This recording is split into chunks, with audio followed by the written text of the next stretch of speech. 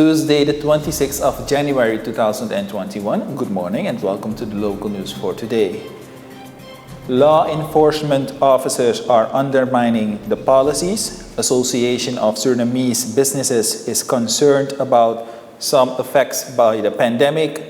Teaching packages for elementary schools and payout of election personnel is proceeding well. Certain law officers are undermining the policies, but more so those of the Ministry of Justice and Police. So says Minister Kenneth Amoxi. He indicates that his ministry in particular must ensure that the established COVID-19 measures are being complied with.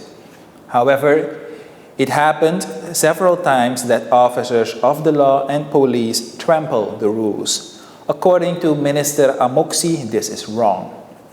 Amoxi indicates that these offenders are sanctioned by their force or via the affiliated member unions. This is a justified action because the offenders have desecrated the credibility of the ministry and its forces with their actions.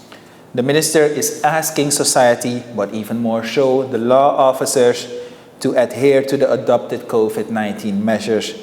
There is still a curfew from 7 p.m. until 5 a.m.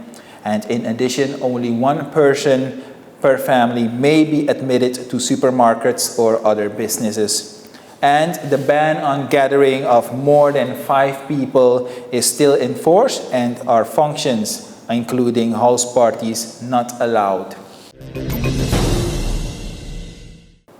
The Association of Surinamese Businesses, VSB, is concerned about companies that will be hit the hardest if the government introduces a total lockdown. According to one of the directors of the association, Malti Dwarka Singh, large companies can bear the loss to some extent, but that is not possible with small businesses. The VSB is not in favor of a total lockdown and is asking the authorities to consider the issue and to take the social and economic aspects in consideration. Minister Amar Ramadin of Health indicated in a press conference on Saturday that a total lockdown is not ruled out. The minister called on the companies to continue to adhere to the COVID-19 protocols and ensure that both staff and visitors have a mask on. Ramadin added that businesses, especially the small businesses, will not be deserted. The VSB calls also on its companies to contribute to reducing the high numbers of COVID-19 positive cases. According to Dwarka Singh, the association is aware that part of the infections takes place in the workplace. The VSB top woman asked the government to think about how small businesses can be helped. Healthcare is important, but social aspects must also be considered if a total lockdown is to be cleared. Lesson packages will be provided to primary school students. This was announced by Minister Marie Levens of Education, Science and Culture to the STVS. The minister held discussions with various stakeholders so that an adapted curriculum can be presented to the students.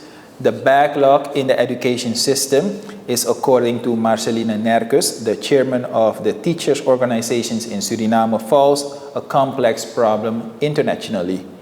According to Nerkus, a backlog has already arisen last school year because students had to stay home due to the COVID-19 pandemic. This backlog would gradually be made up this school year. But for Minister Marie Levens, there's no backlog. According to her, it seems that the material is being transferred in a hurry to complete a fixed program. And this is not beneficial for the quality of the education, says the minister. She prefers that the subject matter is completed according to an alternative program. The teaching packages will be provided to the students through the schools, and you can follow the messages from the educational institutions for more information. And at last, the payout to election personnel is in full swing and proceeding smoothly, except for a few imperfections. As a result, election workers in Wanica cannot have their compensation for their services. There will be a re-registration, says the District Commissioner Shafiq Gulaman of Wanica Southeast. Director Nasir Eskak of the Ministry of Home Affairs indicates that the payment list has been drawn up on the basis of data provided by the Commissioner's Office Board. However, it turns out that a lot of bank records of election personnel are not in order. In addition to problems at the bank, several polling stations have not provided the correct personal data. This with the result that incorrect information has been provided to the various district commissioners' offices.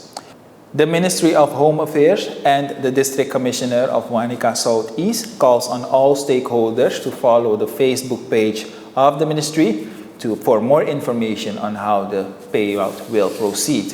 That is it for the local news for today. Tomorrow, my colleague Shanine Wilfried will be back with a new edition. Stay safe until then. Bye-bye.